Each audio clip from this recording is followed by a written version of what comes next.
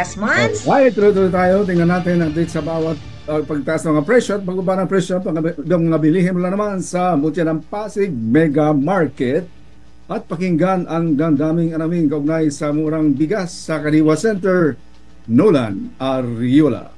Maraming salamat mga kapanalig, Nanay Jing at Monsignor Pepe. Narito ang presyo ng mga pangunahing bilihin sa Mutya ng Pasig Mega Market mula sa Public Market Administration Office. Sa presyo ng local rice na tiling 34 pesos, ang pinakamurang bigas sa pamilyang ito. Special rice 43 hanggang 45 pesos kada kilo. Sa presyo ng kaning baboy, kasim 440 ang kada kilo. Yan po, 450. Manok 180 hanggang 190 pesos kada kilo. Sa presyo ng isda, tulingan 160, tilapia 260, bangus 190, tawilis 100 hanggang 120 pesos kada kilo, sapsap 440, pampano 400 pesos, hasa-hasa 380, salay-salay 320 pesos kada kilo, alumahan 380, dalagang bukid 360, isugo 400 pesos kada kilo, yellowfin 260, galunggong 240, matambaka 240, tambakol 360. Bumaba ng 20 hanggang 50 pesos ang ilan sa presyo ng mga gulay. Kamatis 40 pesos, sibuyas na pula 100 hanggang 120 pesos kada kilo, sibuyas na puti 100 hanggang 120, bawang 140, kalamansi 80 hanggang 100, luya 140 hanggang 150, patatas 70, carrot 70, Baguio beans 60 hanggang 70 pesos kada kilo, pechay Baguio 40 hanggang 60, pechay Tagalog 70 pesos, sayote 35 hanggang 40 pesos kada kilo, kalabasa 40,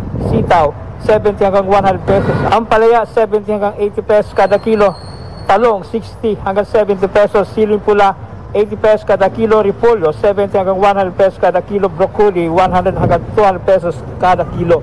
Para patubang sa piling lugar lamang magkaroon ng Kadiwa Center na may 20 pesos. Dapat. Bakit po? Aba, siyempre kawawa mahihirap sa ibang lugar. Bakit sila lang ba ang Usually sa Bisaya nakalagay eh. Oo. O kaya, nagtatawa si Sarah, kawawa naman yung mga tao.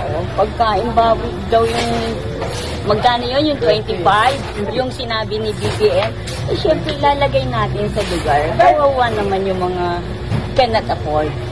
Diba? Nangyari lang din, sponsor niya yan eh. Kumbaga, bigas niya yun, di ba?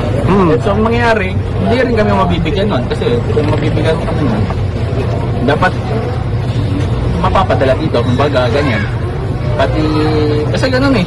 Mangyayari, magbubukas yung NFA dyan, tapos kukuha kami, may mga certificate, mga ganyan. At least, papayagan pa eh. Ganun kasi dati, parang NFA.